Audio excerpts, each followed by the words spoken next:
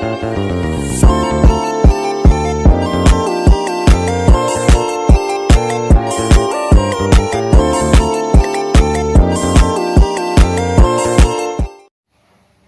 bismillahirrahmanirrahim. Assalamualaikum warahmatullahi wabarakatuh. Hai teman-teman, perkenalkan nama saya Tri Putriati dari Program Studi Pendidikan Antropologi Fakultas Ilmu Sosial dan Hukum Universitas Negeri Makassar. Di sini saya akan menjelaskan apa sih itu fungsi dan kedudukan bahasa Indonesia. Simak penjelasannya. Berikut penjelasan mengenai pengertian, kedudukan, dan fungsi bahasa Indonesia menurut beberapa ahli, lengkap dengan namanya.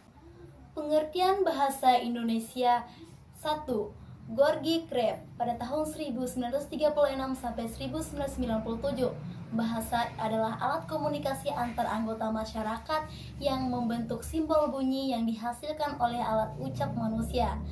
Bahasa Indonesia berfungsi sebagai alat komunikasi resmi masyarakat Indonesia. Yang kedua, Harimurti Ki Delaksana pada tahun 1939 sampai 2022. Bahasa Indonesia adalah alat komunikasi berbentuk simbol bunyi yang arbiter dan digunakan oleh masyarakat Indonesia untuk menyampaikan pikiran, gagasan, atau perasaan. Yang ketiga, Samsuri pada tahun 1929 sampai 1995. Bahasa Indonesia adalah sistem lambang bunyi yang digunakan untuk berkomunikasi dan menyampaikan gagasan atau pikiran manusia di lingkungan masyarakat Indonesia. Yang keempat, Anton Moelino pada tahun 1929 sampai 2011. Bahasa Indonesia adalah alat untuk mengungkapkan pikiran dan perasaan sekaligus saran penghubung masyarakat yang beragam bahasa dan budaya. Selanjutnya kita masuk ke kedudukan bahasa Indonesia. 1. Sebagai bahasa nasional. Anton Moelino. Bahasa Indonesia memiliki kedudukan sebagai bahasa nasional untuk mempererat kesatuan dan persatuan bangsa di tengah keberagaman budaya. Prof. Dr. Suepomo Perdjoso Darmono. Sebagai bahasa nasional, bahasa Indonesia menjadi penghubung antar suku dan simbol keberagaman bagi masyarakat Indonesia.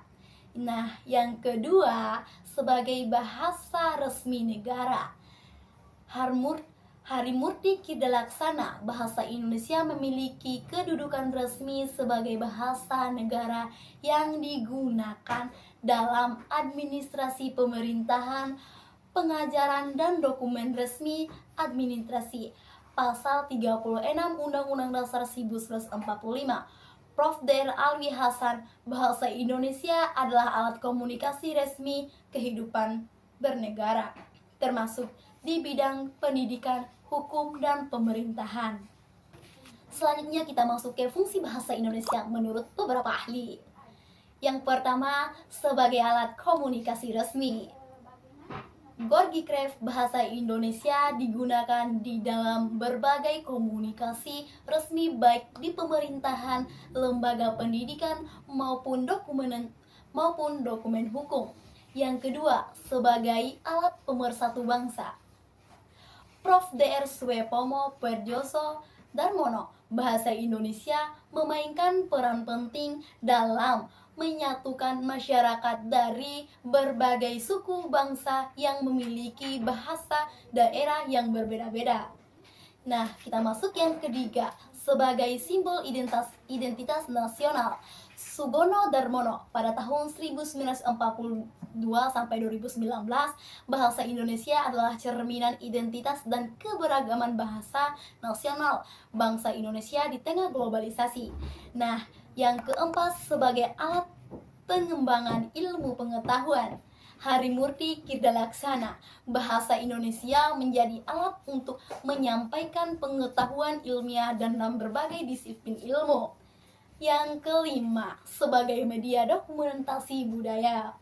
Anton Moelino. Bahasa Indonesia digunakan untuk melestarikan tradisi dan budaya dalam bentuk tulisan maupun lisan sehingga menjadi warisan berbagai generasi yang akan mendatang. Adapun kesimpulan yang saya akan berikan dari penjelasan mengenai fungsi dan kedudukan bahasa Indonesia yaitu sebagai berikut.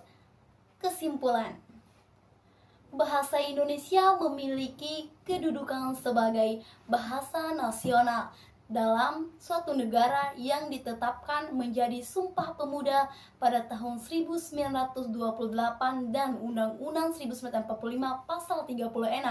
Menurut para ahli, bahasa Indonesia tidak hanya berfungsi sebagai alat komunikasi, tetapi juga sebagai simbol identitas nasional, pemersatu bangsa, dan alat pengembangan ilmu pengetahuan dan budaya. Demikianlah presentasi singkat dari saya mengenai fungsi dan kedudukan bahasa Indonesia.